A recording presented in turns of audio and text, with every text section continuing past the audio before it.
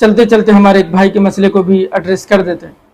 بھائی کا سوال ہے کہ کیا مفتی صاحب اذان سے پہلے درود پڑھ سکتے ہیں کیا؟ اگر پڑھیں تو کیا حکم ہے؟ دیکھیں، اذان سے پہلے درود، اب وہی درود کی بات کر رہے ہیں نا جو لوگوں کو سنانے کے لیے پڑھا جاتا ہے، وہابی، دیوبندی، اس طرح کے لوگوں کو سنانے کے لیے اذان سے پہلے درود پڑھا جاتا ہے۔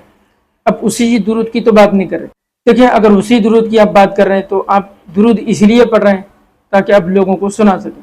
اب اللہ کے لیے وہاں پر نہیں پڑھ رہے، کیونکہ اللہ کے لیے درود پڑھا جا رہا ہوتا تو مسجدوں میں اس وقت بھی درود پڑھا جاتا ہوتا جب مسجد میں لائٹ نہیں ہوتی، بجلی نہیں ہوتی۔ ہمارے پاس ہوتا کیا ہے، مسجد میں لائٹ ہو، لاؤڈ اسپیکر ہو اچھا سا، اور آواز اس کی دور دور تک جاتی ہو، تمام لوگوں کے گھروں تک جاتی ہو، تبھی ہم درود پڑھتے ہیں تاکہ وہاں بھی دیوبندی کو سنا سکے، بھائی تم درود نہیں پڑھ رہے، چلو ہم پڑھ دیتے ہیں۔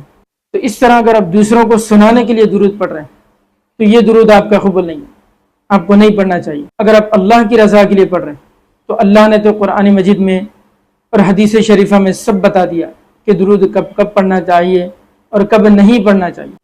درود تو آپ دن بھر کبھی بھی پڑھ سکتے ہیں، اس کی کوئی قید نہیں ہے، لیکن اگر آپ دوسروں کو سنانے کے لیے پڑھ رہے ہیں تو بھائی آپ اپنے اعمال پر غور کیجیے گا۔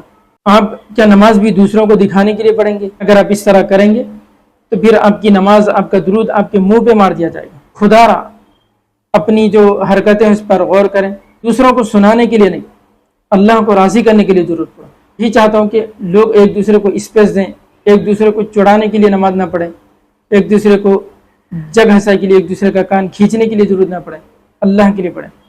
ویڈیو کو شیئر کیجیے گا اور کمنٹ کر کے بتائیے گا کہ کیا ایسے ہی ہوتا ہے مسجدوں میں لوگ ایک دوسرے کو سنانے کے لیے، ایک دوسرے کو دکھانے کے لیے نمازیں پڑھتے ہیں، درود پڑھتے ہیں؟